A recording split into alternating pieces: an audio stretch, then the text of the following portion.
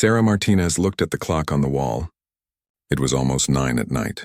Her feet hurt so much that every step felt like walking on broken glass. She picked up the wet cloth and wiped the last table at Romano's cafe. The smell of coffee and old food filled her nose. She was so tired that her whole body ached. This was her third job. Every single day felt the same. Wake up at 5 in the morning. Get Tommy ready for school. Rush to the bakery where she worked from 6 to noon. Then run to clean offices until 4. After that, put on her waitress uniform and work at the cafe until 9 or sometimes 10 at night. When she finally got home, she would help Tommy with his homework, make sure he brushed his teeth, and then collapse into bed. Only to wake up and do it all again. Sarah was only 28 years old, but she felt like she was 50. Her hands were rough and dry from all the cleaning. Her back hurt from standing all day. Dark circles sat under her eyes like permanent shadows. But she never complained. Not out loud. She had Tommy to think about. Her beautiful 7-year-old son who deserved so much more than she could give him. Their apartment was tiny. Just one bedroom in an old building on the wrong side of town. Tommy slept on a pull-out couch in the living room. Sarah slept in the corner on a thin mattress she bought from a discount store. All their clothes fit into 3 plastic bins she found behind a grocery store. The kitchen was so small that only one person could stand in it at a time. The bathroom had a crack in the mirror and the shower only gave cold water most days. But Sarah kept it clean. She made sure Tommy always had clean clothes, even if they came from thrift stores. She cooked healthy meals when she could afford the groceries. She made their tiny apartment feel like home with things she found at yard sales. A lamp with a yellow shade. A small rug with flowers on it. Pictures that Tommy drew hanging on the walls with tape. In one corner of the living room sat Sarah's most precious possession. An old keyboard. It was not a real piano, but it was all she could afford. She bought it for $40 from a yard sale 2 years ago. The keys were yellow with age, and some of them stuck when you pressed them down. But it worked. And every night after Tommy fell asleep, Sarah would sit at that keyboard and play quietly. Very quietly, so she would not wake her son. Playing piano was the only time Sarah felt like herself. Like the person she used to be, before everything changed, before her whole life fell apart. Sarah had been a good piano player once. Not just good. She had been great. She started playing when she was 5 years old. Her mother, who worked as a music teacher, had taught her. By the time Sarah was 12, she was winning competitions. When she was 16, she played at a concert hall in front of hundreds of people. Everyone said she would be famous one day. Then came the big moment. Sarah got accepted to Juilliard, the most famous music school in America, maybe in the whole world. She got a full scholarship, everything paid for. It was her dream coming true. She was going to be a concert pianist. She was going to travel the world and play in beautiful theaters. She was going to make her parents proud. She went to Juilliard for 2 years. Those were the best 2 years of her life. She practiced 8 hours every day. Her teachers said she had a gift, a real talent that you could not teach. She had feeling in her music, emotion. When Sarah played, people cried. They felt what she felt through the notes. But then she met David. He was handsome and funny and said all the right things. He told her she was beautiful. He told her he loved her. She believed him. She was only 19 and thought she knew everything about love. She thought they would be together forever. When Sarah found out she was pregnant, her whole world crashed down. David did not want a baby. He did not want the responsibility. He left. Just walked away like she meant nothing, like their baby meant nothing. Sarah never heard from him again. Her parents were religious people, very strict. When she told them about the baby, they were so angry. Her father shouted. Her mother cried. They told her she brought shame to the family. They said she had to choose. Give up the baby or leave their house. Leave the family. Sarah chose her baby. Of course she did.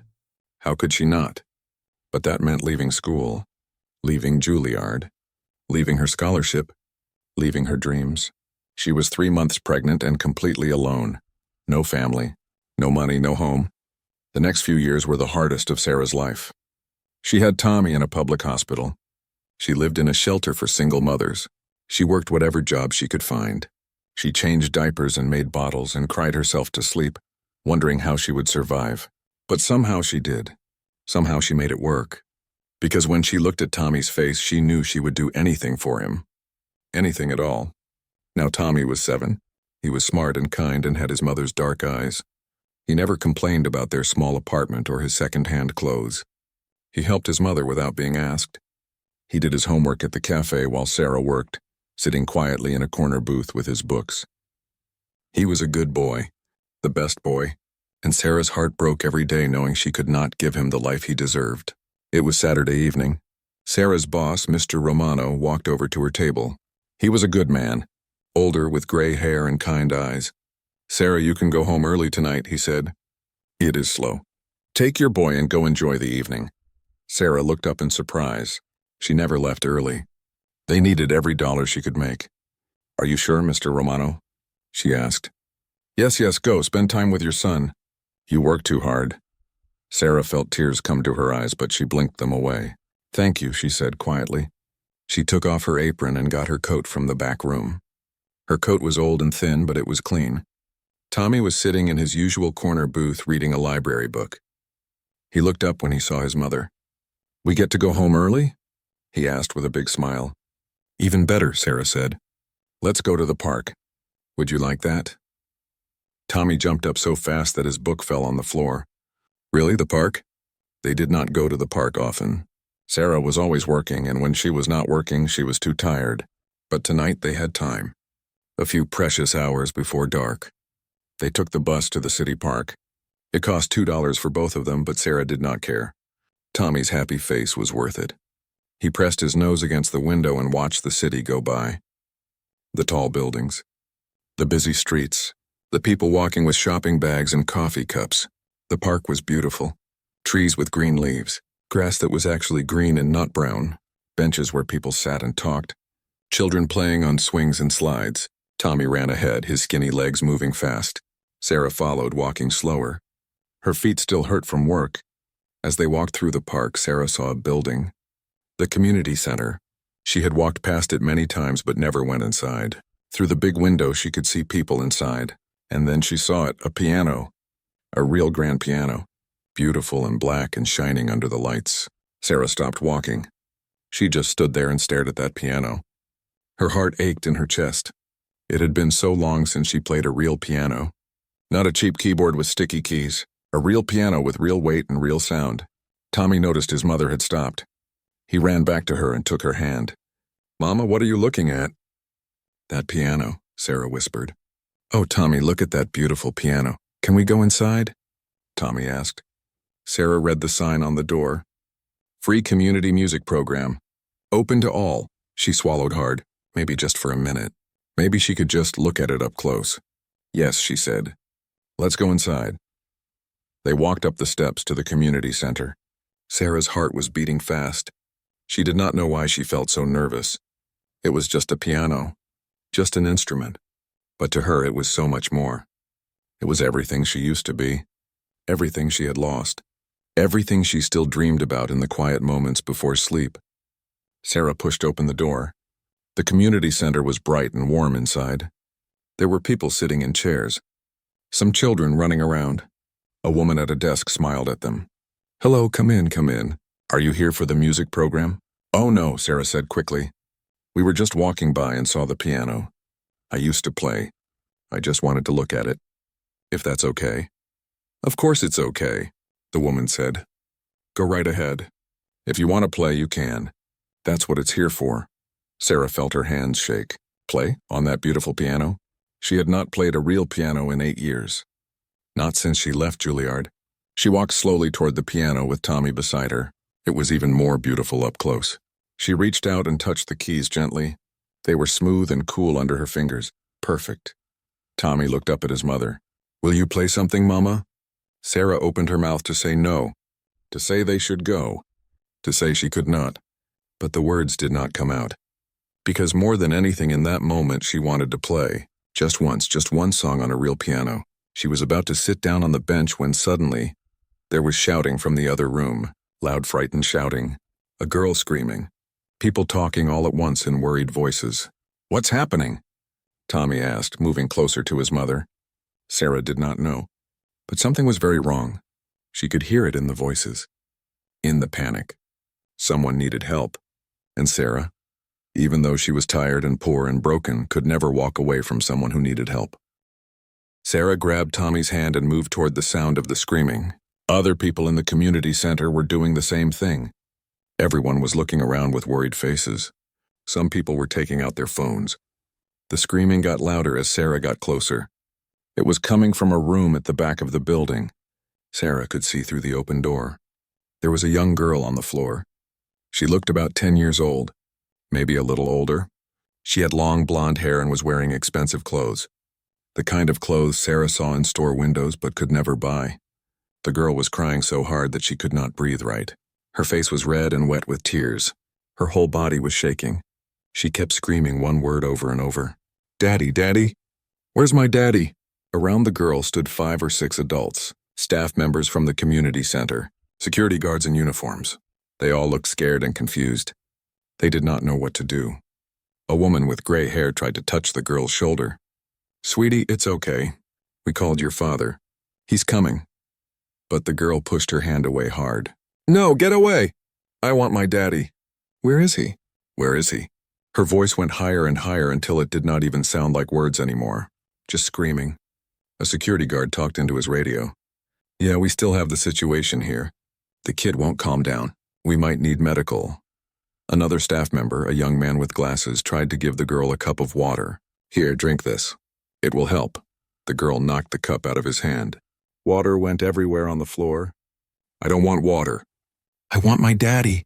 She started breathing very fast, too fast. Her chest was going up and down like she was running, but she was just sitting on the floor. Sarah knew what she was looking at. This was not just a child being upset. This was a panic attack, a real medical emergency. The girl could not control it.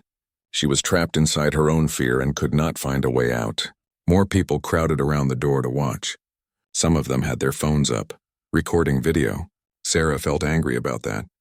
This poor child was suffering and people were treating it like entertainment, like something to post on the internet. "Should we call an ambulance?" One staff member asked. "Let's give it a few more minutes," another one said. "Her father is on his way."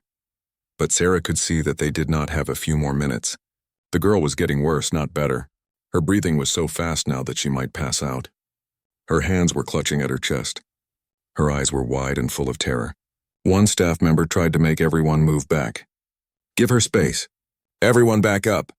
But it did not help. The girl was still screaming and crying and shaking. Nothing anyone said or did made any difference. They were all just standing around watching this child fall apart. Sarah felt something inside her chest. A pull, a need to help. She did not think about it. She just moved. She let go of Tommy's hand and pushed through the small crowd of people. A security guard put his arm out to stop her. "Ma'am, please stay back." "I can help," Sarah said. Her voice was quiet but firm. "We have the situation under control," the guard said. But even he did not sound like he believed it. Sarah looked past him at the girl who was still screaming. "Does it look under control?" she asked. Then she pushed past him before he could stop her again. The staff members turned to look at Sarah. A woman in a community center uniform frowned at her. "Who are you? You can't just come in here." "I'm a mother," Sarah said simply. "And that little girl needs help. Please, just let me try." Something in Sarah's voice must have convinced them. Or maybe they were just desperate enough to try anything. The woman stepped back. Sarah knelt down next to the girl, but not too close. She did not try to touch her. She had learned from watching Tommy when he got upset. Sometimes touching made things worse. Sometimes people needed space. "Sweetheart," Sarah said in a soft voice. "Can you hear me?" The girl kept crying, but her eyes moved to look at Sarah for just a second. "I know you're scared," Sarah said. "I know it feels like you can't breathe. But you can. You are breathing right now. I can see your chest moving." The girl shook her head. Can't breathe." The words came out in little gasps. "Yes, you can," Sarah said, still speaking softly. "Listen to my voice. Just listen. You don't have to do anything else. Just listen." The girl's eyes stayed on Sarah this time. She was still crying, still shaking, but she was listening. "My name is Sarah," she continued. "I have a little boy named Tommy. He's right over there. He's 7 years old and he's very brave." Sarah kept talking in that same gentle voice. She did not try to tell the girl to calm down. She did not say everything would be okay. She just talked. About normal things. About Tommy, about the park. about anything that came into her head. Slowly, very slowly, the girl's breathing started to slow down. Just a little bit. She was still crying, but not screaming anymore. Then Sarah noticed the piano in the corner of the room. The same beautiful grand piano she had been about to play. And she had an idea. A crazy idea, but maybe it would work.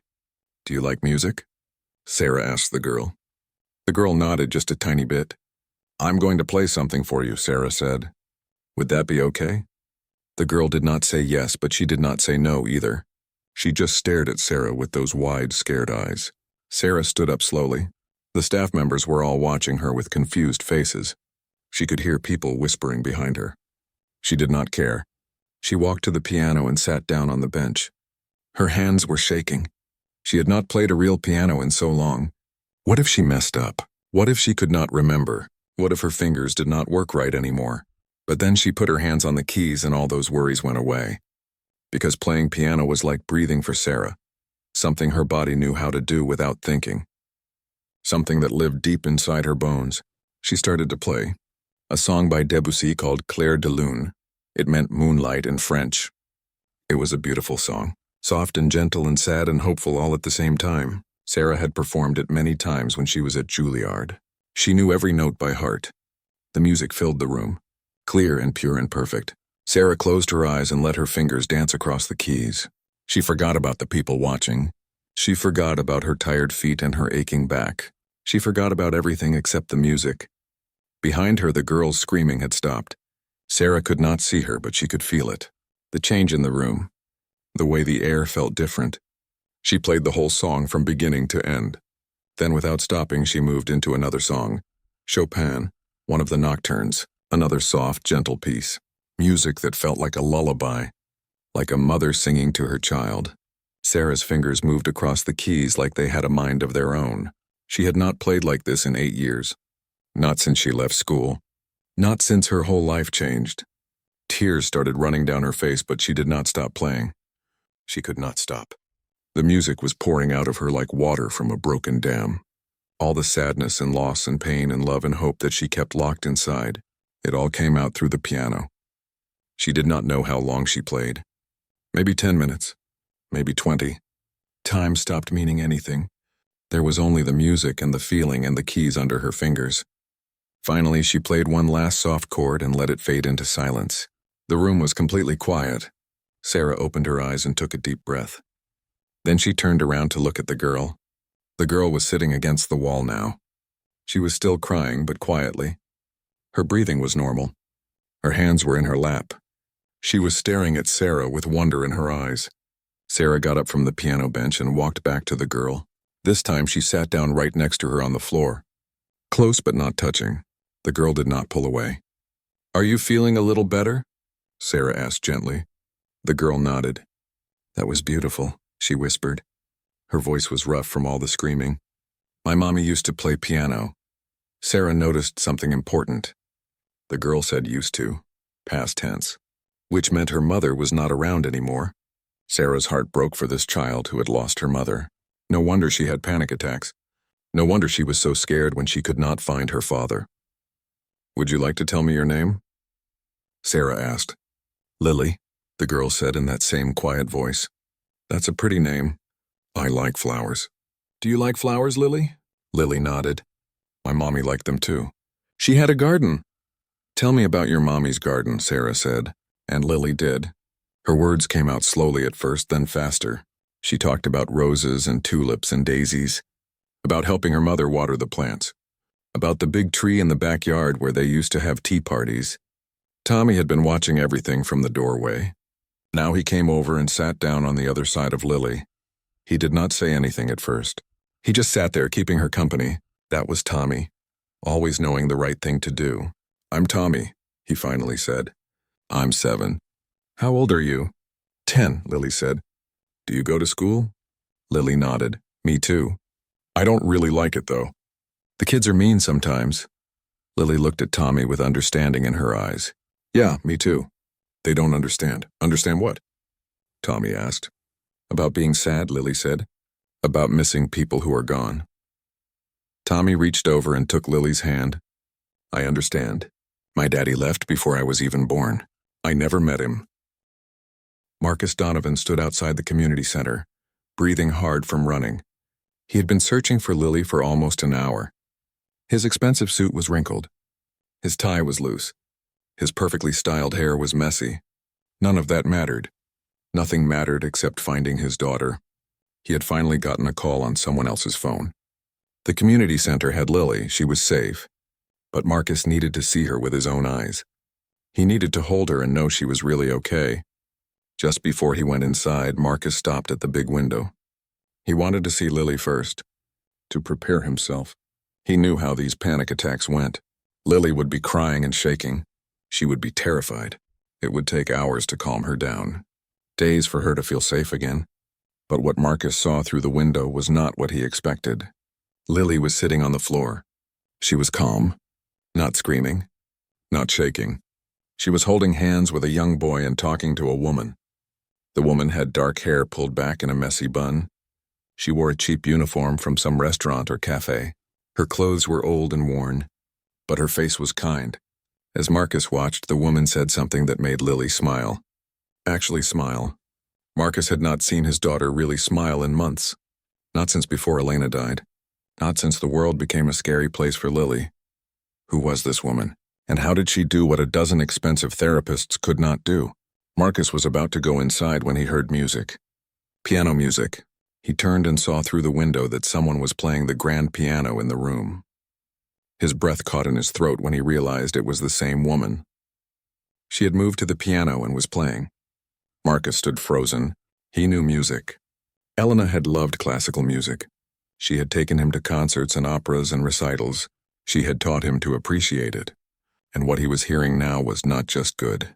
It was extraordinary. The woman's fingers flew across the keys. She played with such emotion that Marcus could feel it even through the glass. The music was sad and beautiful and full of longing. It spoke of loss and hope and dreams that died too soon. It made Marcus's chest hurt.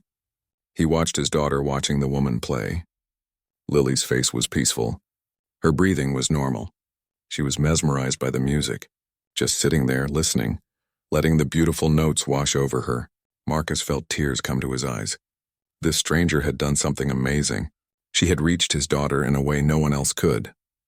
Through music, through simple human kindness, a man in a suit came running up behind Marcus.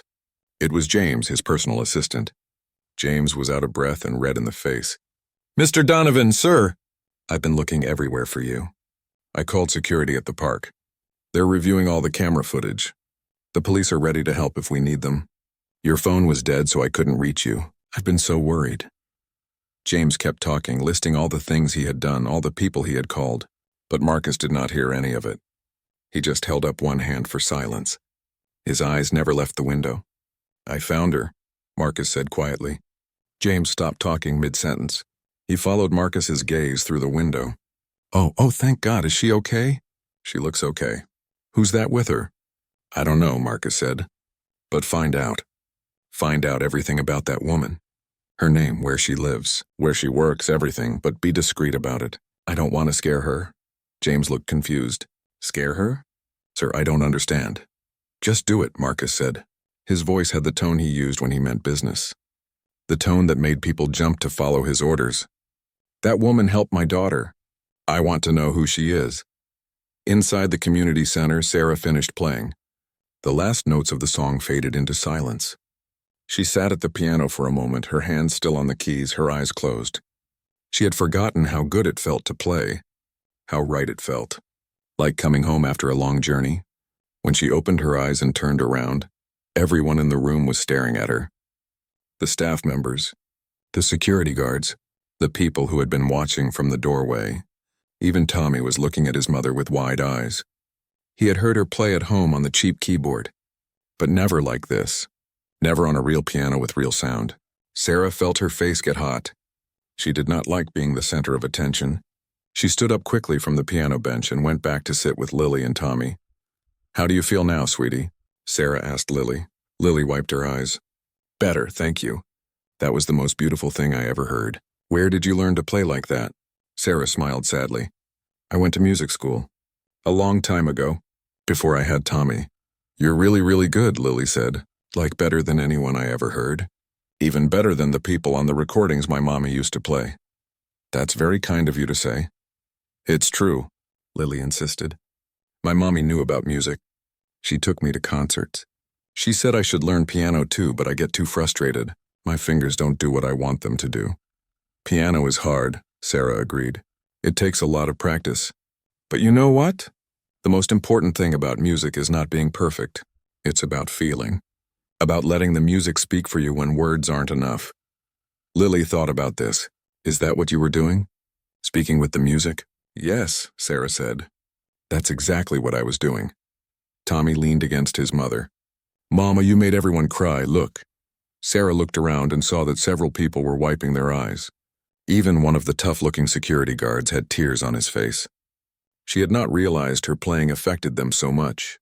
A staff member came over with tissues and handed them to Lily.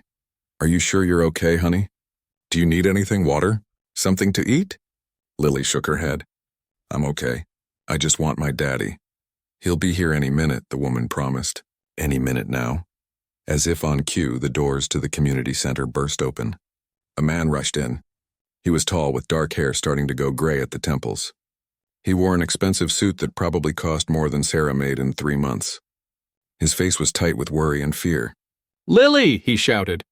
Lily jumped up. Daddy! She ran across the room and threw herself into her father's arms. He caught her and held her so tight that Sarah thought he might never let go. He buried his face in her hair and she could see his shoulders shaking. He was crying. I'm sorry, Daddy, Lily said. I got scared.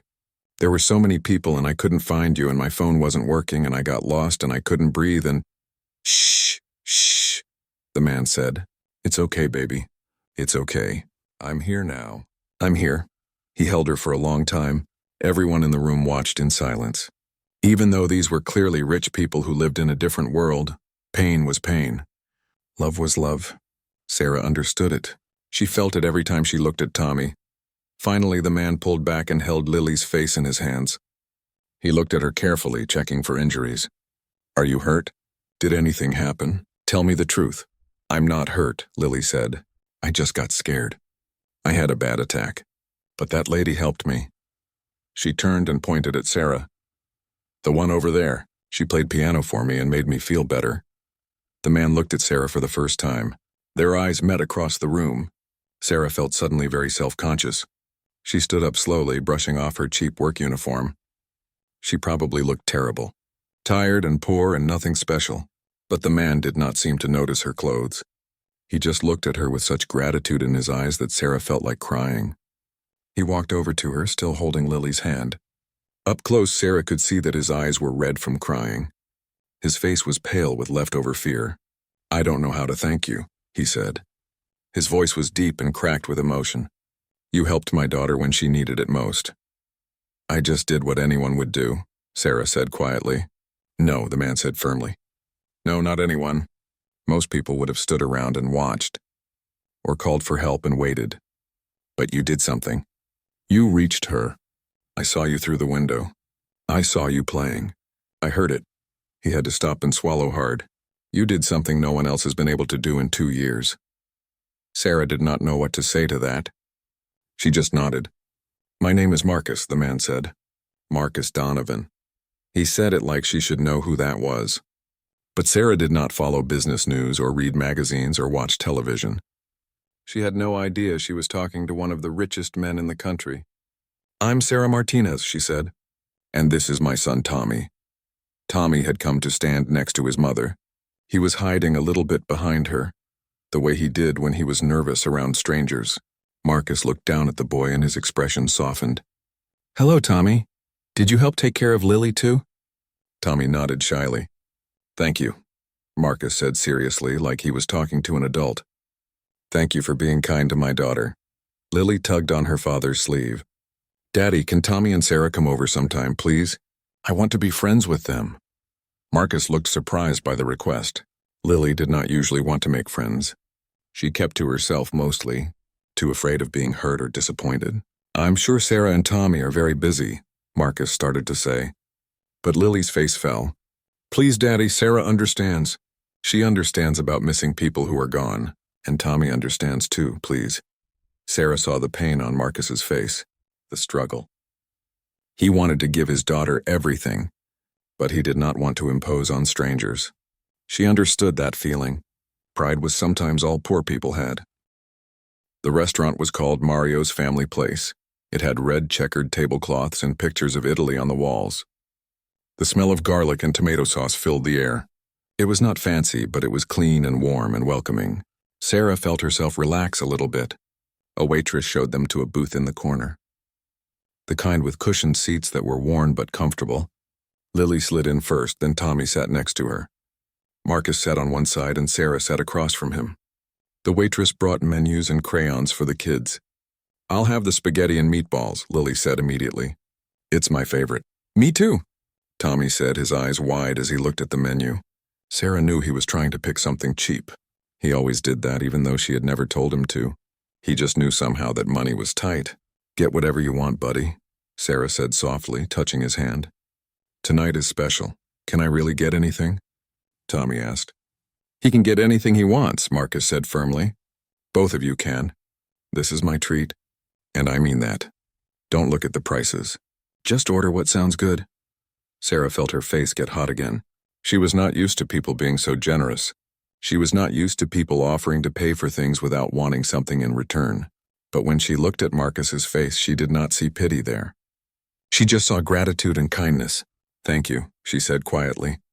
The waitress came back and took their orders. Tommy ordered the chicken parmesan because he had never tried it before. Lily got her spaghetti. Marcus ordered lasagna. Sarah got the chicken marsala, even though she felt guilty for ordering something that cost $17. While they waited for their food, the kids colored on the paper placemats with the crayons. Lily drew a piano. Tommy drew a park with swings. They showed each other their pictures and talked in quiet voices. Marcus watched his daughter with wonder in his eyes. "I haven't seen her this calm in months," he said to Sarah. "Maybe longer." "What did you do?" Sarah shook her head. "I just talked to her. And played music. Sometimes music can say things that words can't." "You're very talented," Marcus said. "Where did you learn to play like that?" Sarah hesitated. She did not like talking about her past, about the dreams that died. But something about Marcus's face made her feel like she could trust him. Like he would understand. "I went to Juilliard," she said quietly. "For 2 years. I had a full scholarship." Marcus's eyebrows went up. "Juilliard? That's one of the best music schools in the world." "I know," Sarah said. "I was very lucky to get in." "What happened? Why did you leave?" Sarah looked over at Tommy, who was busy coloring. "I got pregnant," she said simply. "The father left. My family disowned me. I had to choose between school and my baby, so I chose Tommy. And I've never regretted it for a second." Marcus was quiet for a moment. "That must have been incredibly hard." "It was," Sarah admitted. "It still is sometimes. But Tommy is the best thing that ever happened to me. He's smart and kind and brave. He's everything." "I understand that feeling," Marcus said. "Lily is everything to me too." Now it was Sarah's turn to ask a question. Lily mentioned her mother. "If it's okay to ask, what happened?" Marcus's face grew sad. "Cancer, 2 years ago. Elena fought hard, but it wasn't enough. She was only 35. "I'm so sorry," Sarah said, and she meant it. Her heart broke for this man and his daughter who had lost someone so important. "Lily was only 8 when Elena died," Marcus continued. "She took it very hard. She started having panic attacks, terrible nightmares. She's afraid of losing me too now, afraid of being alone. If we get separated even for a few minutes, she panics, like today." "That's a normal response to trauma," Sarah said gently, "especially for a child. She's terrified because she learned that people she loves can disappear, can be taken away." Marcus looked at her with surprise. "That's exactly what her therapist says." "How do you know so much about this?" Sarah smiled sadly. "Because Tommy went through something similar. Not death, but abandonment. His father left before he was even born. And my family? Well, they made their choice. Tommy doesn't really remember them, but he knows he's different from other kids. He knows other kids have grandparents and aunts and uncles and cousins. He knows other kids have fathers. He feels that loss even though he can't name it." Marcus nodded slowly. "Lily is the same. She feels her mother's absence every single day. Everything reminds her. Music, flowers, cooking, Elena loved all those things. Elena must have been a wonderful person, Sarah said. She was, Marcus said, and his voice broke just a little. She was the best person I ever knew. She was kind and funny and smart. She loved art and music and books. She made everything better just by being in the room. They were quiet for a moment. The sounds of the restaurant filled the silence. Other people talking and laughing. Plates clattering. The kids coloring. Then Marcus said, "Can I ask you something? And please be honest. Don't say what you think I want to hear." "Okay," Sarah said cautiously. "Why did you help Lily?" "You didn't know us. You could have just walked away." "But you didn't. Why?" Sarah thought about it. "Because she needed help. Because I'm a mother and I saw a child in pain. Because—" She paused, trying to find the right words. "Because Tommy and I have been alone for so long. We know what it feels like to be scared and lost. We know what it feels like when the world is too big and too scary. So when I saw Lily like that, I couldn't walk away. I had to try to help." Marcus looked at her with something in his eyes that Sarah could not quite read. Respect, maybe. Or understanding. "You're a good person, Sarah Martinez," he said quietly. Sarah felt uncomfortable with the compliment. "I'm just doing what any decent person would do." "No," Marcus said firmly. "You're wrong about that. Most people wouldn't. Most people would say it's not their problem, not their responsibility. They would film it on their phones and post it online. But you actually helped. That's rare. That's special." The food came then, saving Sarah from having to respond. The waitress set down plates of steaming, delicious-smelling food. Tommy's eyes got huge when he saw his chicken parmesan. It was bigger than his whole head. "Whoa," he whispered. Lily giggled. "It's really good. You're going to love it." They all started eating. For a while, nobody talked much. They were too busy enjoying the food. Sarah could not remember the last time she had a meal this good. Usually she ate whatever was cheapest at the grocery store. Pasta with butter. Rice and beans, sandwiches, nothing special. As they ate, Sarah watched Marcus with Lily. She saw how he cut her food into smaller pieces without her asking. How he wiped sauce off her face with a napkin. How he smiled every time she took a bite. He loved his daughter so much. It showed in every little action. She also noticed how tired he looked under the smile. There were dark circles under his eyes. His shoulders were tight with stress. His hands shook just a little bit when he picked up his fork. This was a man carrying a heavy weight. The weight of loss. The weight of trying to be both mother and father. The weight of watching his child suffer and not knowing how to fix it. Sarah understood that weight. She carried it too. "What do you do for work?" Sarah asked Marcus. She was trying to be polite, to make conversation. Marcus seemed hesitant to answer. "I run a company, technology. It's called Donovan Tech." The name meant nothing to Sarah. She did not follow business news. She was too busy surviving to worry about what rich people were doing. "That sounds interesting," she said politely. Marcus smiled like he found something funny. "You really don't know who I am, do you?" Sarah felt confused. "Should I?" "No," Marcus said, and he sounded almost relieved. "No, it's nice. Most people, when they find out who I am, they change. They act different.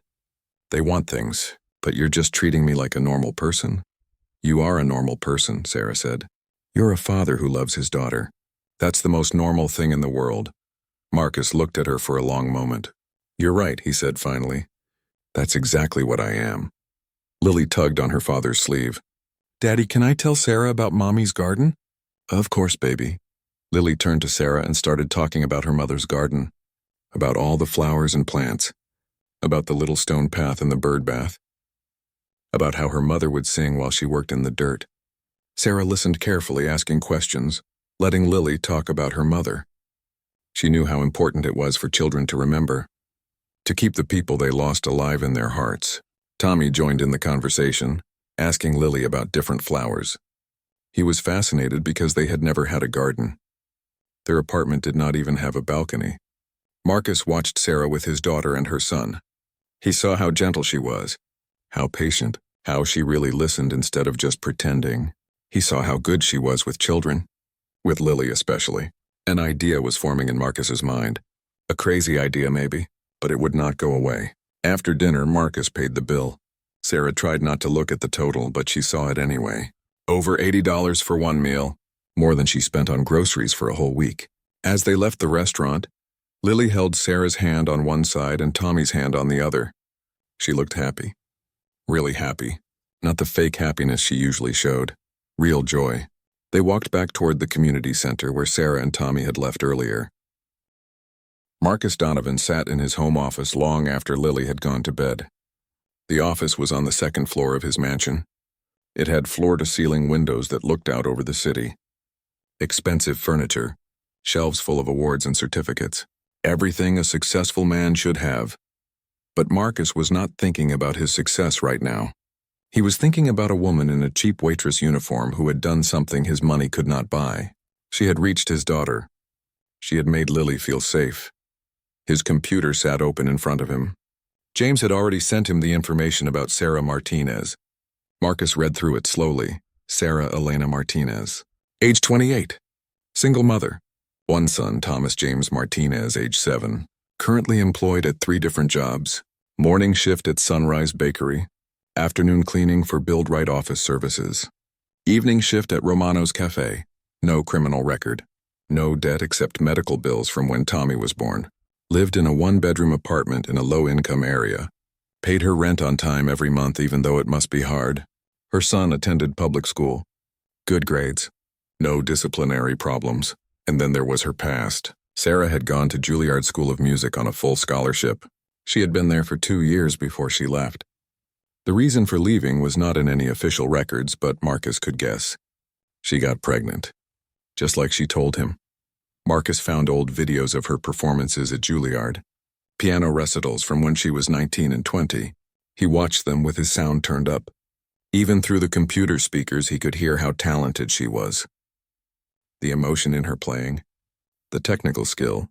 The pure gift she had. Sarah Martinez could have been famous. She could have played in concert halls around the world. She could have made recordings and won awards. But instead she cleaned toilets and served coffee and struggled to pay rent. Because she chose her son over her dreams. Marcus understood that choice. He had made similar choices after Elena died. He had turned down opportunities to expand his business to other countries because it would mean traveling, being away from Lily. He had stepped back from the day-to-day management of his company to spend more time at home. His board of directors thought he was making mistakes. But Marcus did not care. Lily was more important than money or success or anything else. He looked at the business card sitting on his desk. The one he had given Sarah. He wondered if she would call. He hoped she would, but he would understand if she did not. He knew how it looked. A rich man offering money to a poor woman. It could seem like pity, or worse, like he wanted something inappropriate. But that was not it at all. Marcus just wanted his daughter to be happy, to be healthy, to heal from the trauma of losing her mother.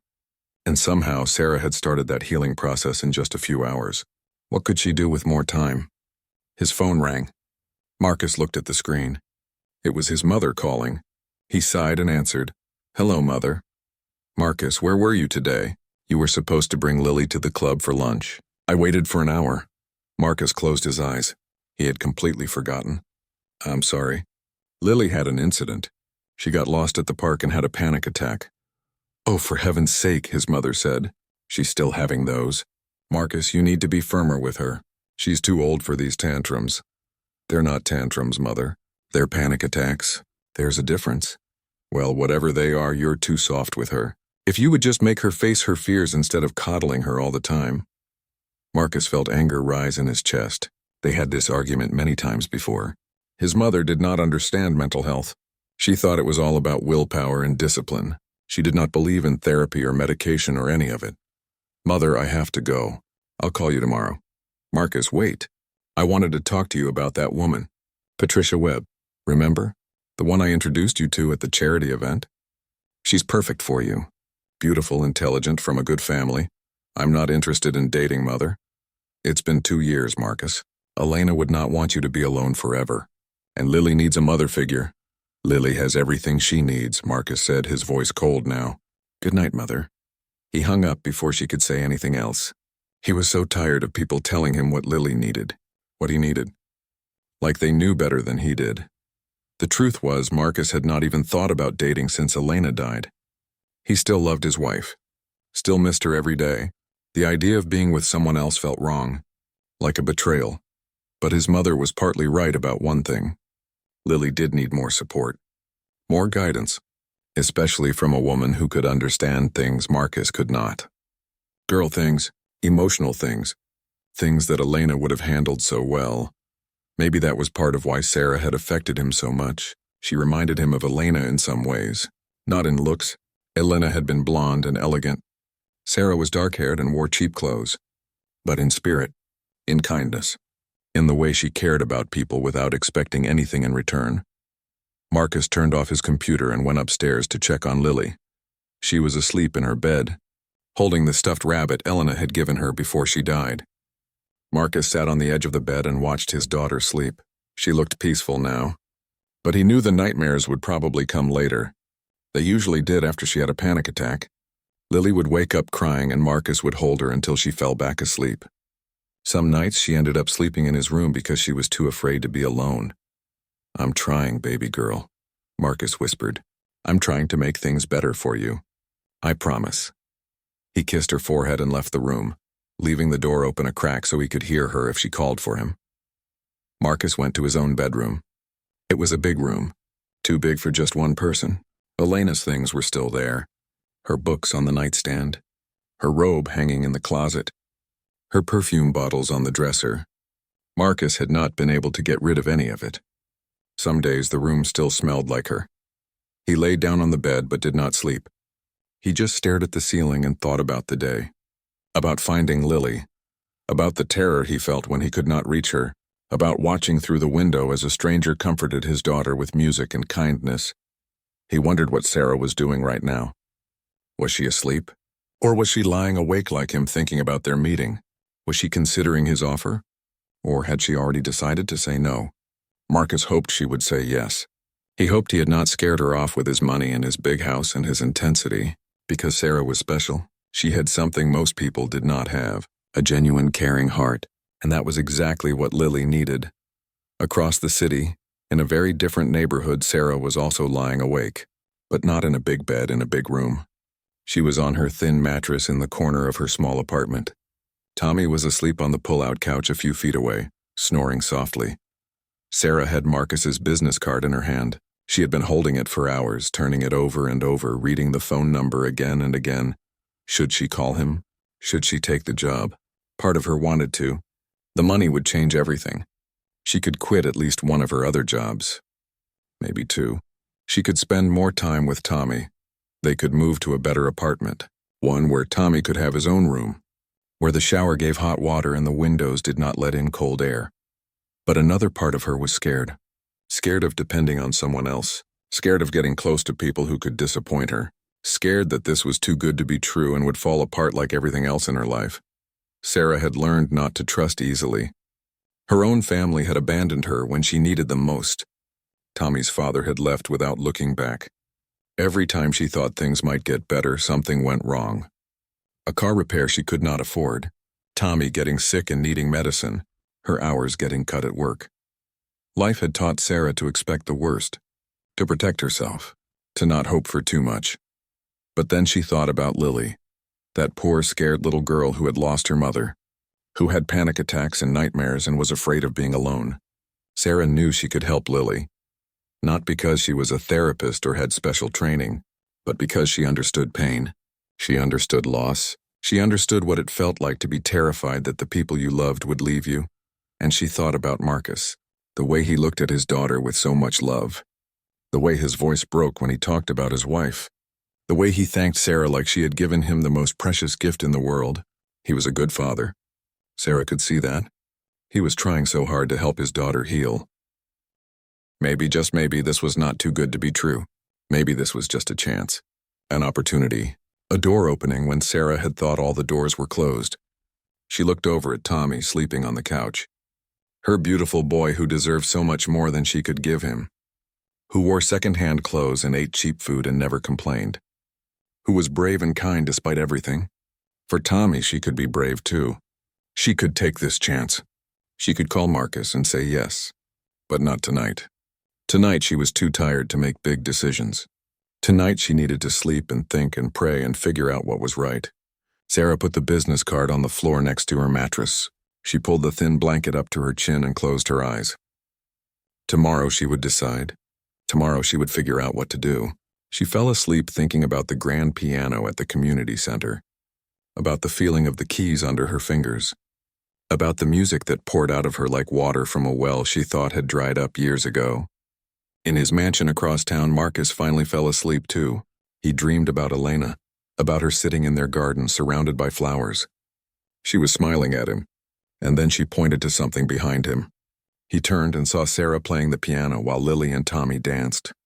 When he turned back to Elena, she nodded at him, like she was giving her approval, like she was telling him it was okay to move forward, to let someone new into their lives. Marcus woke up with tears on his face. But for the first time in 2 years, they were not just tears of sadness. There was something else mixed in. Something that felt almost like hope. The next morning, Sarah woke up to her alarm at 5. She got up and made Tommy breakfast. Cereal with milk and a banana. She packed his lunch. Peanut butter sandwich, an apple, some crackers. She got him dressed and ready for school. At the bus stop, Tommy looked up at her. Mama, are we going to see Lily again? I don't know, baby, maybe. I hope so. I liked her. And her dad was nice too. He was nice, Sarah agreed. Are you going to call him? Tommy asked. He was smart. He always knew what Sarah was thinking. I'm thinking about it. You should, Tommy said. He said he would pay you. We need money. And Lily needs you. I could tell. She was really sad. Sarah looked down at her son, 7 years old and already so wise, already understanding things that children should not have to understand. When did you get so smart? She asked, hugging him. I learned from you, Tommy said. The bus came then. Sarah kissed Tommy goodbye and watched him get on. She watched the bus drive away. Then she walked to her first job at the bakery. All day long as she worked, she thought about Marcus's offer. During her shift at the bakery, kneading dough and boxing pastries. During her shift cleaning offices, scrubbing toilets and emptying trash. During her shift at the cafe, taking orders and serving food. By the time her last shift ended at 9 that night, Sarah had made her decision. She took the business card out of her pocket. Her hands were shaking. She took a deep breath and dialed the number. The phone rang once, twice, 3 times. Then a voice answered. Hello? Mr. Donovan? This is Sarah Martinez. Sarah. Marcus sounded surprised and relieved. I was hoping you would call. I've been thinking about your offer, Sarah said. And I would like to accept. If it's still available. Yes, Marcus said immediately. Yes, of course it is. Thank you. Thank you so much. When can you start? I need to give notice at my other jobs. Maybe in 2 weeks? That's fine. That's perfect. And Sarah? About the salary. What do you think is fair? Sarah had no idea what to ask for. She had never negotiated a salary before. She usually just took whatever was offered. I don't know, she admitted. What were you thinking? Marcus named a number per week. It was more than Sarah made in a month from all 3 of her jobs combined. Sarah almost dropped the phone. That's too much. No, it's not, Marcus said firmly. You're giving my daughter something priceless. Your time, your attention, your care. That's worth more than any amount of money. But this is what I'm offering.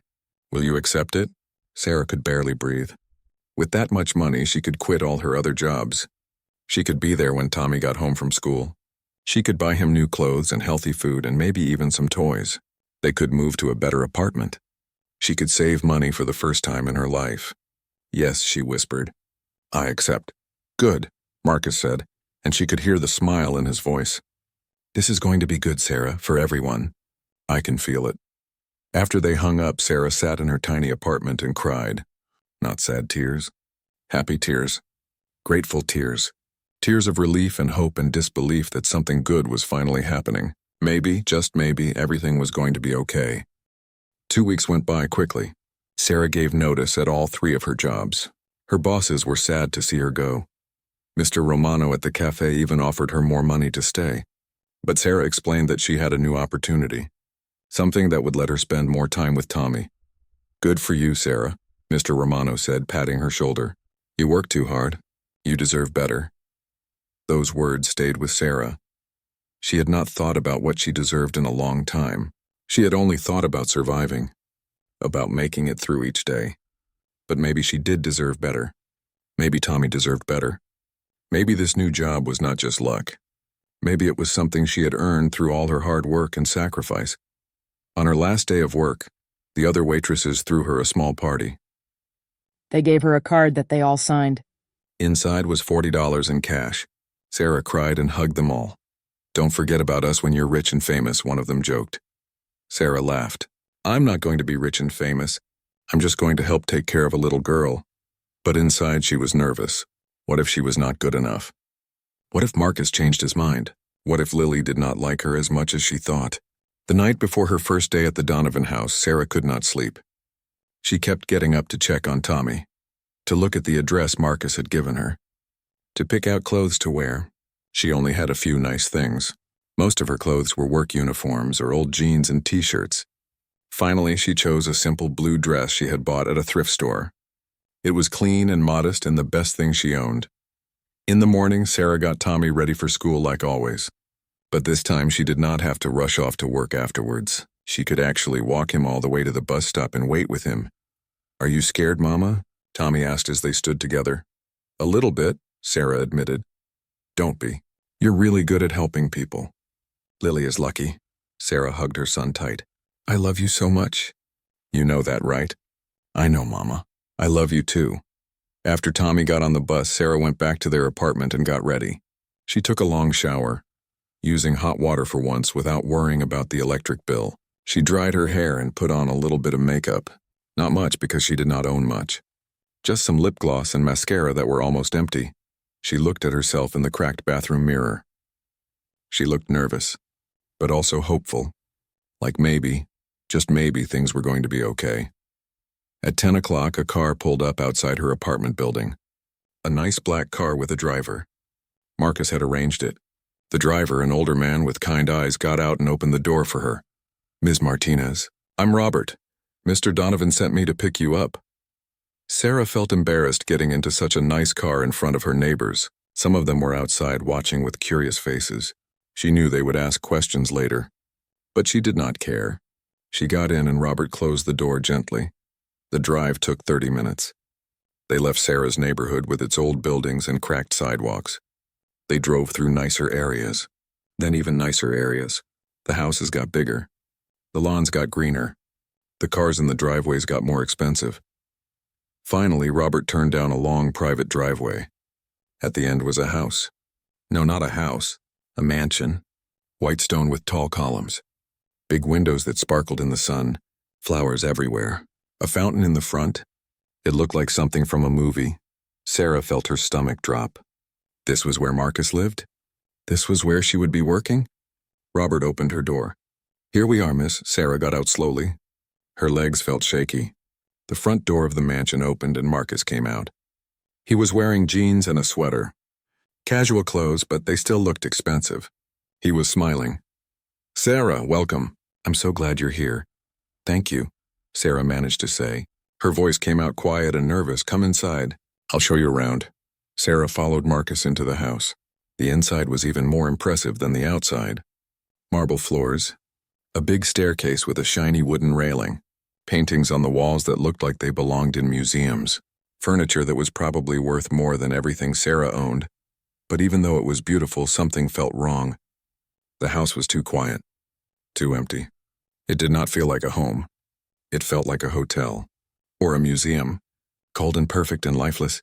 "Lily is in the music room," Marcus said as he led Sarah down a hallway. "She's been excited all morning." They walked past several rooms. A living room with white furniture that looked like no one ever sat on it. A dining room with a table that could seat 20 people. A library full of books with perfect spines that had never been opened. Then Marcus opened a door and Sarah gasped. The music room. It had windows that went from floor to ceiling, letting in bright sunshine. And in the center of the room stood the most beautiful piano Sarah had ever seen. A grand piano, shiny black, perfect in every way. "Oh my," Sarah whispered. Lily was sitting at the piano bench waiting. When she saw Sarah, her whole face lit up. She jumped off the bench and ran across the room. "Sarah, You came. I was afraid you wouldn't come. Sarah caught the girl in a hug. Of course I came. I promised, didn't I? Lily hugged her tight, then pulled back to look at her. Do you like our piano? It was my mommy's. She used to play it every day. But nobody plays it anymore. Daddy doesn't know how, and I'm not good enough yet. Sarah walked slowly to the piano. She reached out and touched it gently like it might break. It's beautiful, Lily, the most beautiful piano I've ever seen. Will you play something? Lily asked. Please. Sarah looked at Marcus. He nodded with a smile. Please do. The house has been too quiet for too long. Sarah sat down at the bench. The piano was perfectly tuned. She could tell just from pressing one key. The sound was rich and full and perfect. She took a deep breath and started to play. She chose a piece by Chopin, one of the waltzes, light and pretty and cheerful. Her fingers moved across the keys and the music filled the room. It filled the whole house, bringing life to the empty spaces. Lily sat on the floor next to the piano, watching Sarah's hands with wide eyes. Marcus stood by the window, his arms crossed, listening. Sarah could see tears in his eyes. When she finished, Lily clapped her hands together. That was amazing. You're so good. Will you teach me to play like that? I can try, Sarah said with a smile. But it takes a lot of practice. And patience. Are you ready for that? Yes, Lily said. I promise I'll practice every day. They spent the next hour at the piano. Sarah showed Lily how to sit properly, how to curve her fingers, how to read the notes on the page. Lily was not naturally talented, but she tried hard. She wanted to learn, and that was what mattered most. Marcus watched them together and felt something in his chest loosen. Something that had been tight and painful for 2 years. Lily was smiling, really smiling, and the house had music in it again, just like when Elena was alive. Around noon, Marcus suggested they have lunch. They went to the kitchen, which was huge and shiny and had every appliance Sarah could imagine. A woman was there preparing food. The housekeeper, Maria. Maria, this is Sarah, Marcus introduced them. She's going to be spending time with Lily, teaching her piano and keeping her company. Maria smiled warmly. Nice to meet you, Sarah. It's good to have young people in this house again. It's been too quiet. They sat at a small table in the kitchen, not the big formal dining room. Just a cozy breakfast nook with windows looking out at the garden. Maria served sandwiches and fruit and lemonade. As they ate, Lily talked nonstop. About school, about her friends, about things she wanted to do. She was a different child from the one Sarah had met 2 weeks ago. More relaxed, more open. Can Sarah come to my school play? Lily asked her father. It's next Friday. I'm playing a tree in the forest scene. Marcus looked at Sarah. Would you like to come? I'd love to, Sarah said. If that's okay. It's more than okay, Marcus said. After lunch, Marcus showed Sarah the rest of the house. There were too many rooms to count. Guest bedrooms that no one used. A gym that looked brand new. A game room with a pool table and video games. A home theater with huge leather chairs. Lily and I only use a few rooms, really, Marcus admitted. Her bedroom. My bedroom. The kitchen. The music room now.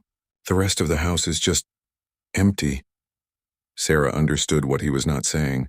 This big house was supposed to be filled with family, with love and laughter and life, but instead, it was just 2 lonely people trying to survive in all this space. My wife Elena designed most of this house, Marcus continued. She had such good taste. She knew exactly how she wanted everything to look. But after she died, I couldn't change anything. It felt like erasing her. So everything stayed the same, frozen in time. That must be hard, Sarah said softly, living in a museum of memories. Marcus looked at her with surprise. That's exactly what it feels like. A museum, how did you know? Because I understand holding on to the past. I kept Tommy's baby clothes for years, even though he couldn't wear them anymore. Even though we needed the space, I just couldn't let go. They were proof that he was once so small, so helpless, so completely mine. Did you ever let them go? Marcus asked. Yes, Sarah said. Finally, I donated them to a shelter for new mothers. I realized that keeping them in a box in my closet wasn't honoring the past. It was just hiding from the present. And Tommy needed me in the present, not stuck in memories. Marcus was quiet for a moment. You're very wise, Sarah. Not wise. Just experienced in loss. They went back to the music room where Lily was practicing scales on the piano. She was doing them wrong, but she was trying. That made Sarah smile. For the rest of the afternoon, Sarah worked with Lily. They practiced piano. They talked. They drew pictures. They went outside to the garden and looked at the flowers that were still blooming from Elena's original planting. Mommy loved roses, Lily said, touching a pink bloom gently. She said they were beautiful but also strong. Because of the thorns. Your mommy sounds like she was a smart woman, Sarah said. She was the best mommy in the whole world, Lily said. Then she looked at Sarah with worried eyes. Is it okay that I like you too? It doesn't mean I don't love mommy, right? Sarah's heart broke a little. She knelt down so she was at Lily's level. Oh, sweetie, of course it's okay. You can love your mommy forever and still care about other people. Love doesn't run out. The more you give, the more you have. Your mommy would want you to have people in your life who care about you. I'm sure of it. Do you really think so? I know so. Lily hugged Sarah tight. And Sarah hugged her back. This little girl who had lost so much but was still brave enough to open her heart again. At 3 o'clock, Sarah needed to leave to pick up Tommy from school. Marcus had offered to have Robert drive her, but Sarah said she wanted to take the bus like always. She did not want Tommy to feel like things were changing too much, too fast. Can I meet Tommy again? Lily asked. Please. Sarah looked at Marcus. Maybe this weekend? If Mr. Donovan doesn't mind. Please call me Marcus. Mr. Donovan is too formal. And yes, this weekend would be perfect. Why don't you bring Tommy here on Saturday? The kids can play and we can all have dinner together. Are you sure? Sarah asked. She still felt strange about this whole situation. Like it was too good to be true. I'm sure, Marcus said firmly. You're part of our lives now, Sarah. That means Tommy is too. We're not strangers anymore. We're friends. The word felt strange. Sarah had not had real friends in years. She had co-workers. She had neighbors she nodded to in passing. But friends? People who cared about her? That was new. Okay, Sarah agreed. Saturday.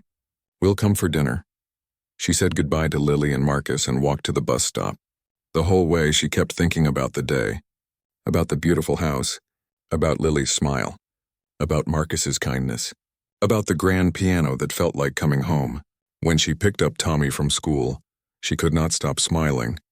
How was your day, Mama? Tommy asked. It was good, baby. Really good. Did you like the house? It was very big. And very fancy. But you know what? It felt sad too. Like it was waiting for something. Waiting for what? I think waiting for people to make it feel like a home again. That night Sarah made dinner in their tiny kitchen. Just spaghetti with sauce from a jar. But it tasted good because they were together. Because things were looking up. Because for the first time in a long time, Sarah felt hope. Tommy, we're going to Lily's house on Saturday, Sarah said as they ate. For dinner. Is that okay with you? Tommy's face lit up. Really? Can I bring my cards? I want to show Lily my Pokemon collection. Of course you can. Mama, yes, baby? Are we going to be okay now? With your new job? Sarah reached across the table and took his hand. Yes, Tommy, I think we're going to be okay finally. And for the first time in 7 years, Sarah actually believed it. The rest of the week went by in a blur. Sarah went to the Donovan house every day. She spent hours with Lily, teaching her piano, helping with homework, just being there. Lily was like a flower opening up to the sun. Each day she was a little more relaxed, a little more herself. Marcus was around more than Sarah expected. He worked from home most days, taking calls in his office but coming down to check on them frequently. He would stand in the doorway of the music room, just listening to Sarah play, watching his daughter learn. Sometimes Marcus would join them for lunch. They would talk about normal things, about Lily's school, about Tommy, about books and movies and life. It was easy to talk to Marcus. He did not act like a billionaire. He acted like a regular person, a father doing his best. On Friday evening, Sarah went to Lily's school play. She sat in the audience with Marcus, watching Lily stand on stage in a brown costume with paper leaves glued to her arms. Lily was not the star of the show. She just stood there being a tree while other kids had speaking parts. But she looked happy. And when she saw Sarah and her father in the audience, she waved so hard that her leaves fell off. Marcus and Sarah both laughed. And something passed between them in that moment. A shared understanding, a connection. They were both there for Lily. Both wanted her to be happy. Both would do anything to see her smile. After the play, they took Lily out for ice cream. A little shop near the school. Nothing fancy. They sat at a small table with sticky chairs and ate sundaes with too much whipped cream. "This is the best day ever," Lily declared, chocolate sauce on her chin. And Sarah thought maybe, just maybe, it was one of her best days too. Saturday came. Sarah and Tommy took the bus to the Donovan house. Tommy wore his nicest clothes, a button-up shirt that was getting too small for him. He carried his Pokemon cards in a careful stack. When they arrived, Lily ran out to meet them. "Tommy, you came. Come see my room. I have so many toys." The two children ran off together, leaving Sarah and Marcus standing in the foyer. "Thank you for coming," Marcus said. "It means a lot. To both of us." "Thank you for having us," Sarah replied. They stood there for a moment, just looking at each other. And Sarah realized something that scared her. She liked Marcus. Not just as a boss, not just as Lily's father, but as a person, as a man. And from the way he was looking at her, she thought maybe he felt the same way. But that was impossible. He was a billionaire. She was a single mother who had nothing. They lived in different worlds. This was just a job. Just two parents helping their children. That was all it could ever be, right? Dinner that Saturday night was different from anything Sarah had experienced before. Not because the food was fancy. Marcus had actually ordered pizza, regular pizza from a local place, but because of how it felt, like family. They sat around the kitchen table, not the big formal dining room. Lily and Tommy were laughing about something, sharing slices and talking with their mouths full. Marcus was relaxed, his tie gone, his sleeves rolled up, and Sarah felt comfortable. Actually comfortable in this mansion that had seemed so scary just a week ago. "So Tommy," Marcus said, "your mom tells me you're really good at math." Tommy looked down shyly. "I'm okay." "He's better than okay," Sarah said. "He does math problems for fun." "Can you imagine?" "I can, actually," Marcus said with a smile. "I was like that when I was his age. Numbers just made sense to me." "They still do. That's probably why I ended up in technology." "What's technology?" Tommy asked. Marcus thought for a moment. "It's using computers and machines to solve problems, to make things easier for people. My company makes programs that help businesses store information safely." "Like in the cloud?" Tommy asked. Marcus looked impressed. "Exactly like in the cloud." "You know about that?" "We learned about it in computer class at school, but I don't really understand how it works. How can information be in a cloud?" "Clouds are made of water," Marcus laughed. "That's a great question. Would you like me to explain it?" Tommy nodded eagerly. And for the next 10 minutes, Marcus explained cloud computing to a 7-year-old in a way that actually made sense. Sarah watched him amazed. He was patient and kind and did not talk down to Tommy.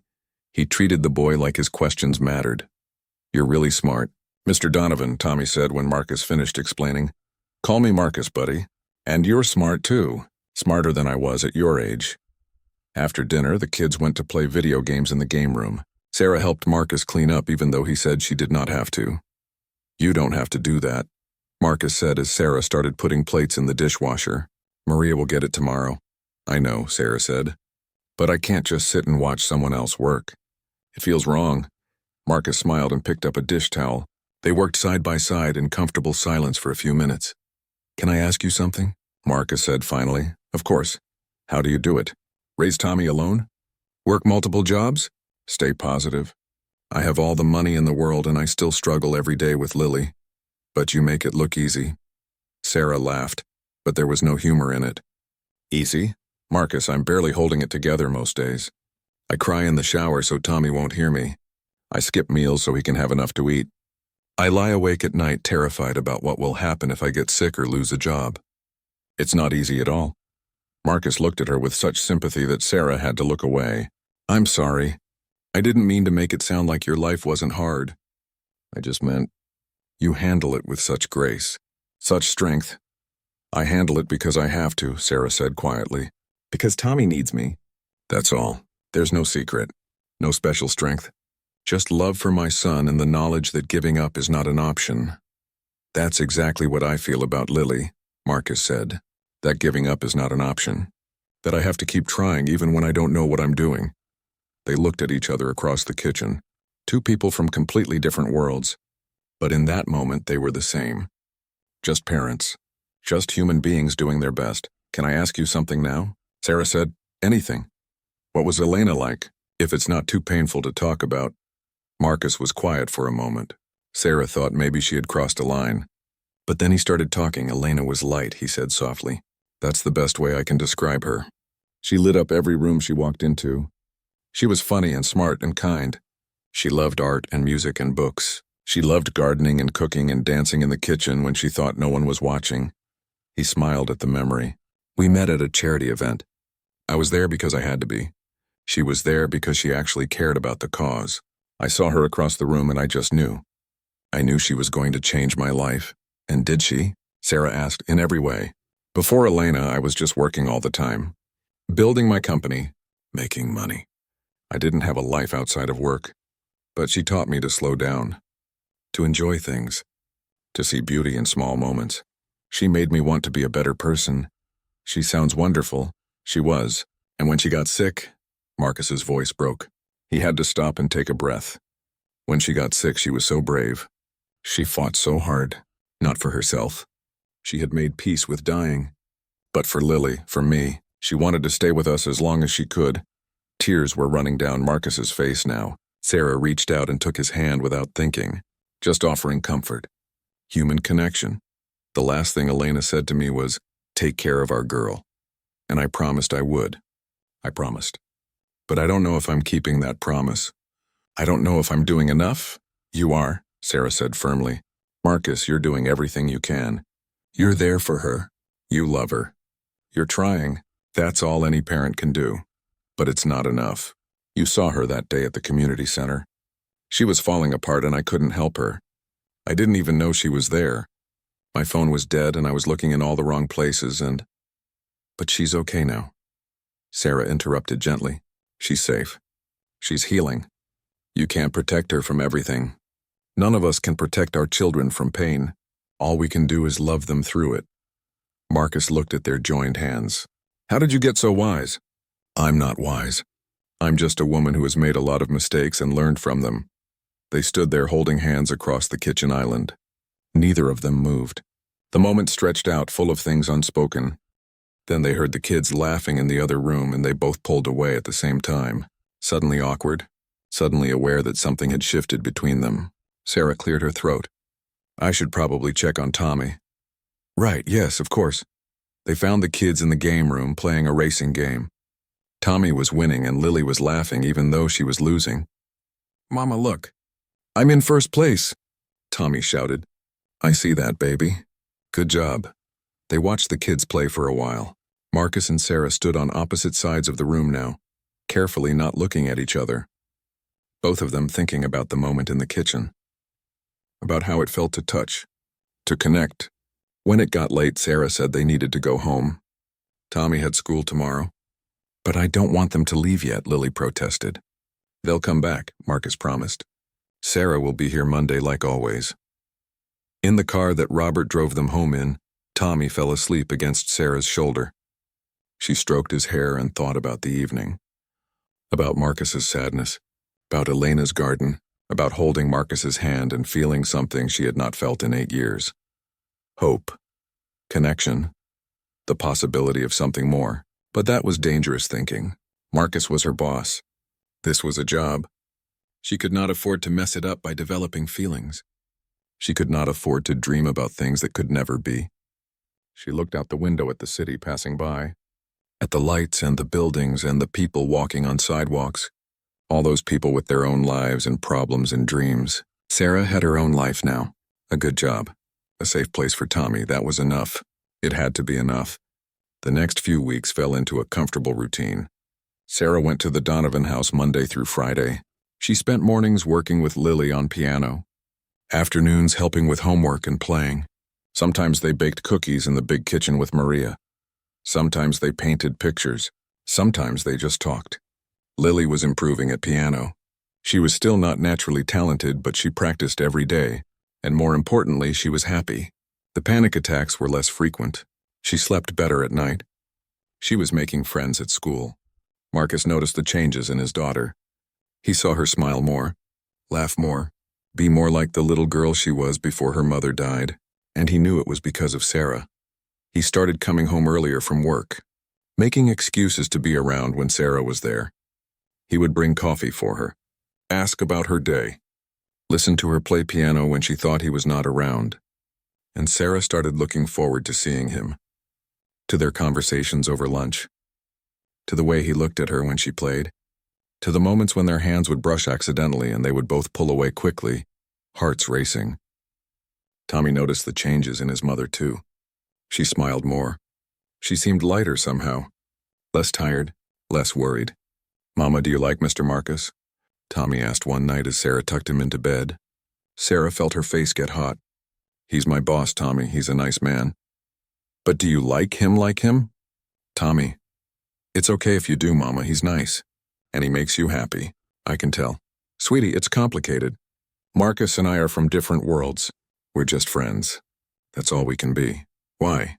Because that's just how it is." But Tommy was smart.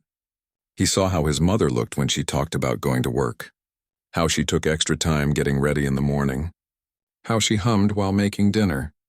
His mother was happy, and if Marcus made her happy, then Tommy liked Marcus. One Friday in November, Marcus asked Sarah to stay late. The kids were having a sleepover, Lily at a friend's house and Tommy at a supervised school event. Sarah had the evening free for the first time and she could not remember how long. "I was thinking," Marcus said nervously, "maybe we could have dinner. Just the two of us. As a thank you for everything you've done for Lily." Sarah knew she should say no. This was crossing a line, but she found herself saying yes instead.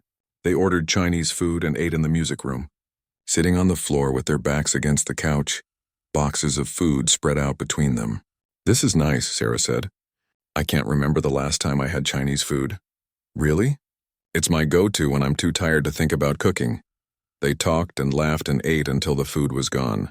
Then Marcus asked Sarah to play something on the piano. She chose Beethoven's Moonlight Sonata, a piece that was sad and beautiful and full of longing. She played with her eyes closed, pouring all her confused feelings into the music. All the things she could not say out loud. When she finished, she turned around to find Marcus standing right behind her, close enough that she could feel the warmth of him. See the emotion in his eyes. "Sarah," he said softly, "I need to tell you something."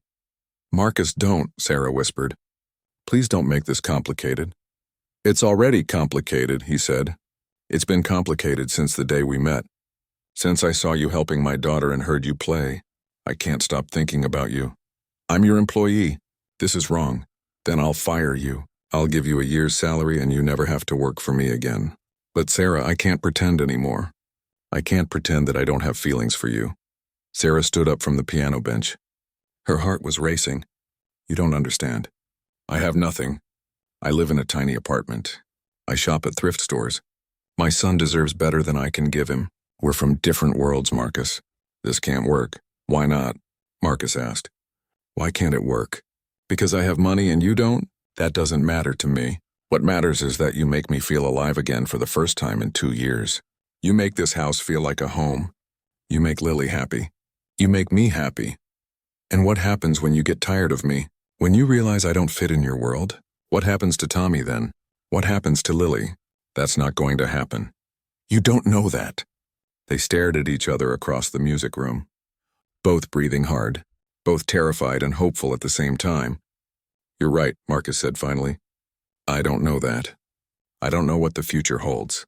But I know what I feel right now. And I know that I want to try. If you'll let me. If you'll give us a chance." Sarah wanted to say yes. She wanted it so badly she could taste it. But fear held her back. Fear of being hurt. Fear of disappointing Tommy. Fear of this beautiful dream turning into another nightmare. "I need time," she whispered. "To think. To figure out if this is real or just what? Just two lonely people finding comfort in each other. I need to know it's real, Marcus. Because if it's not, if this falls apart, I'll survive. I always survive. But Tommy will get hurt. And I can't let that happen." Marcus nodded slowly. "I understand. Take all the time you need. But Sarah, this is real. At least for me. More real than anything I've felt in a very long time." He walked her to the door and called Robert to drive her home. Before she got in the car, Marcus took her hand. "I'll wait," he said.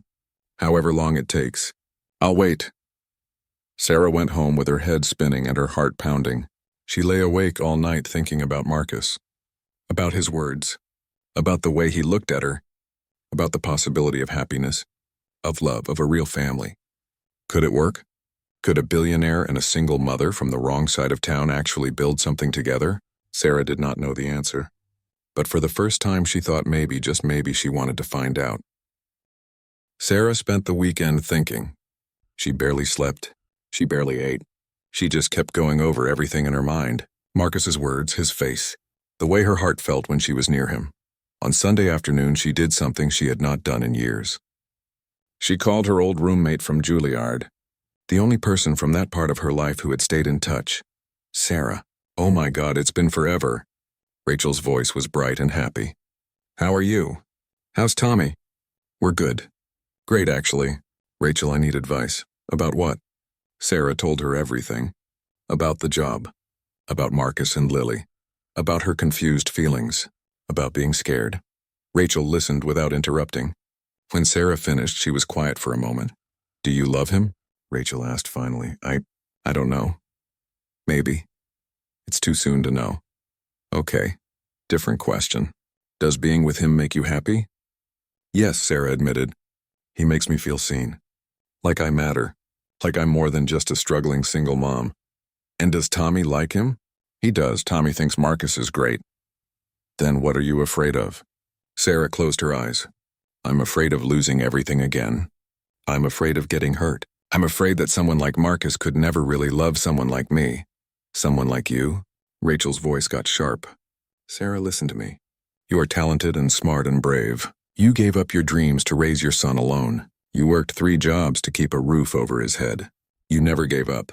Never stopped trying. If anything, Marcus should be worried about whether he's good enough for you. Sarah felt tears in her eyes. I don't feel strong, Rachel. I feel scared all the time. Being scared doesn't mean you're not strong. It means you're human. But you can't let fear make all your decisions. You have to take risks sometimes, and maybe this is one of those times. After they hung up, Sarah sat in her small apartment and looked around. At the worn furniture, at Tommy's drawings on the walls, at the cheap keyboard in the corner that she had played every night for years. This apartment had been her home, her safe place, but it was also small and cramped and limiting. Not just physically, but emotionally. Sarah had built walls around her heart to protect herself, to protect Tommy, but those same walls were keeping out good things too, like love, like possibility, like Marcus. On Monday morning, Sarah went to work at the Donovan house as usual. She was nervous. Her stomach felt like it was full of butterflies. Marcus was there, waiting in the music room. He looked nervous too. Sarah, he said when he saw her, did you think about what I said? I did. I thought about almost nothing else, and... Sarah took a deep breath. I'm scared, Marcus. I'm terrified, actually. But I'm also tired of being scared. Tired of playing it safe. So yes, let's try. Let's see what happens. Marcus's whole face lit up. He crossed the room in 3 steps and pulled Sarah into a hug. She let herself sink into it. Let herself feel safe for the first time in years. I promise I won't let you down, Marcus whispered into her hair. Don't make promises you can't keep, Sarah said. Then I promised to try, to do my best. Is that better? That's better. They pulled apart slowly, both of them smiling, both of them scared and hopeful at the same time. We should take it slow, Sarah said. For the kids, they need to adjust to this. Of course, whatever you want. But taking it slow was harder than they thought, because being around each other was easy. Natural. They had already built a friendship over the past months. Adding romance to it felt right. Marcus started small, bringing Sarah her favorite coffee in the morning, leaving notes for her to find, asking her opinion on business decisions, making her laugh. Sarah did small things too, playing songs on the piano that she knew he loved, making sure his favorite meals were prepared when he came home, listening when he talked about his day. The kids noticed, of course. Children always notice things adults think they hide. Are you and Sarah dating? Lily asked her father one night at dinner. Marcus looked at Sarah across the table. We're spending time together, getting to know each other better. How would you feel about that? Lily thought about it seriously. I think it would be okay. Sarah is nice. She makes you happy. And she's not trying to replace Mommy, right? No one could ever replace your mommy, Marcus said firmly. Elena will always be special, always be part of our family. But that doesn't mean we can't have new people in our lives too, people who care about us. Okay then, Lily said. I like Sarah and Tommy is my best friend. So if you're dating, does that mean we'll see them more? Would you like that? Yes. Tommy had a similar conversation with Sarah. He was happy for his mother. Happy that she was smiling more. Happy that they were spending time with people who cared about them. Does this mean we might move into the big house? Tommy asked. Slow down, baby, Sarah laughed. We're just starting to date. Moving in together is a long way off, if it ever happens at all.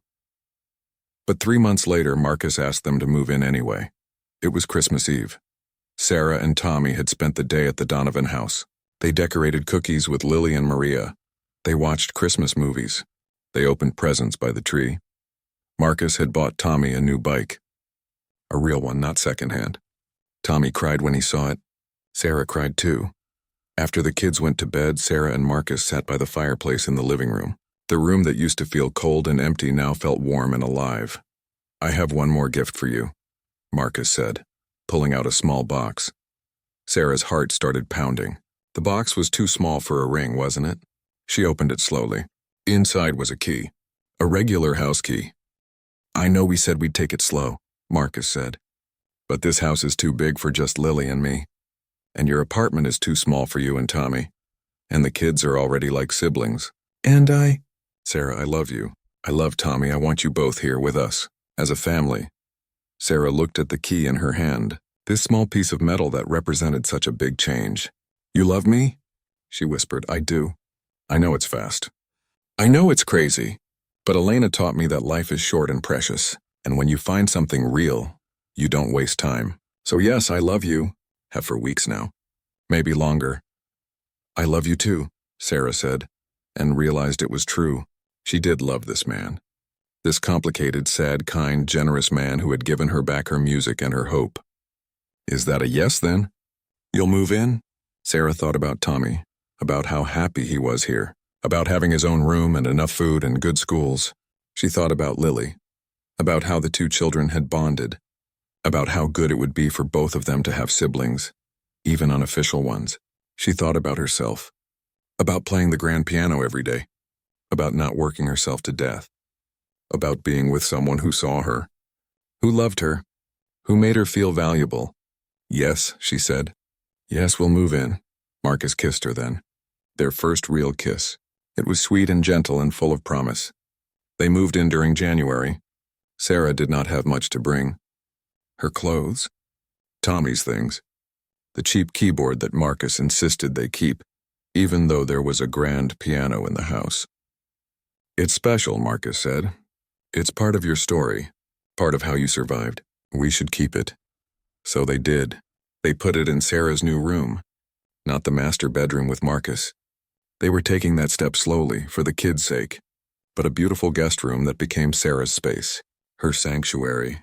Tommy got his own room, bigger than their entire old apartment. He put up his Pokemon posters and arranged his toys and cried happy tears because he had never had his own space before. Sarah found work again, but different work.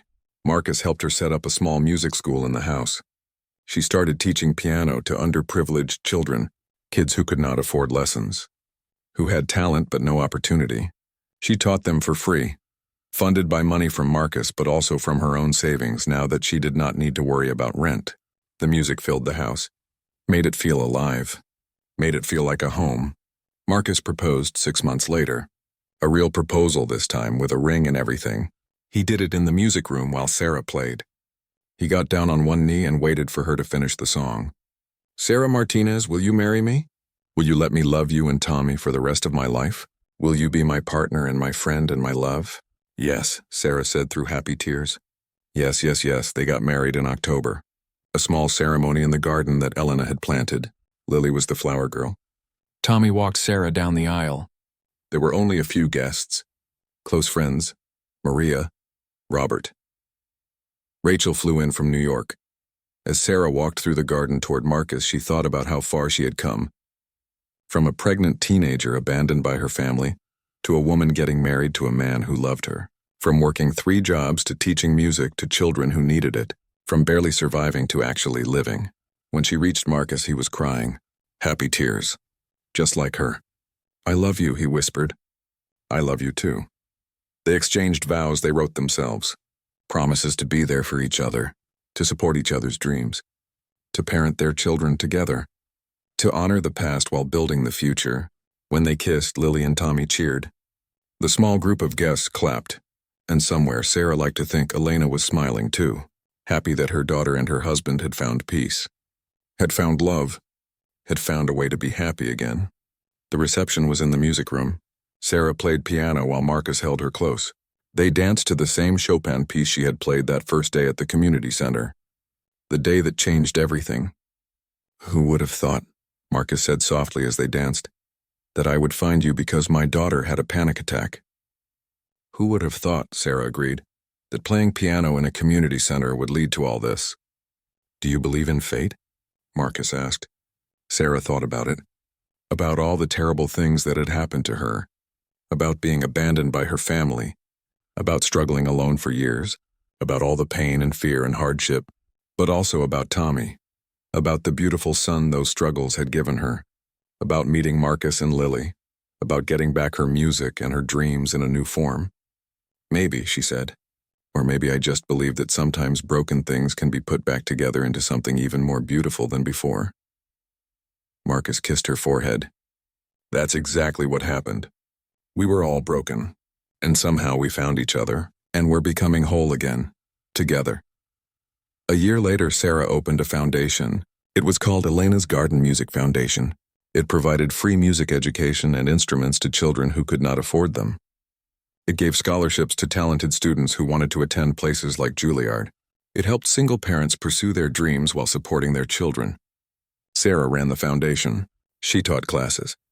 She performed at fundraising concerts. She used her gift to help others the way Marcus had helped her. Tommy and Lily grew up together like siblings. They fought and laughed and supported each other.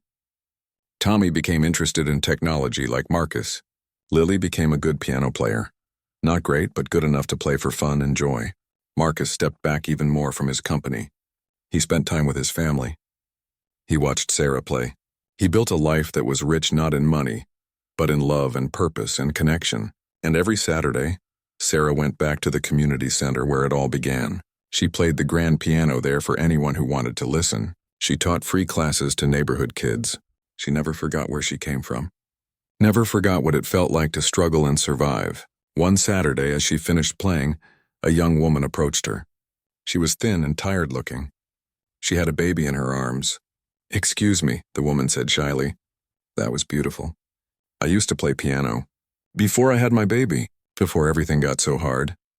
Sarah looked at her and saw herself 8 years ago, scared and alone and struggling. "Would you like to play now?" Sarah asked, standing up from the bench. "Oh, I couldn't. I haven't played in so long." "That's okay. The piano doesn't judge. It just waits." "Ready for whenever you're ready." The young woman sat down hesitantly. She put her baby on her lap and touched the keys. Then she started to play. Something simple. Something beautiful.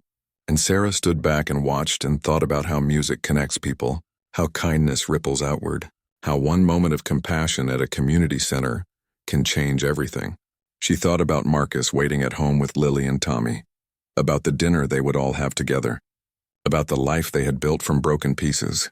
She thought about Elena and the beautiful garden she had left behind, both the actual flowers and the metaphorical ones, the seeds of love and kindness that continued to bloom. And Sarah smiled, because she had learned the most important lesson, that poor and rich, broken and whole, lost and found, they were all just labels. What mattered was love, family, kindness, purpose. What mattered was showing up for each other. Playing music when someone needed comfort, offering hope when someone had lost their way, building something beautiful from the broken pieces.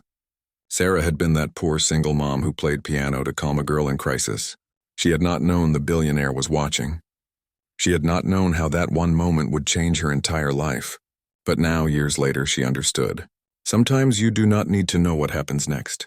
You just need to be kind, to help when help is needed, to play your music and share your gifts and trust that the rest will unfold as it should. And sometimes, if you are very lucky, the broken pieces come together into something more beautiful than you ever dreamed possible.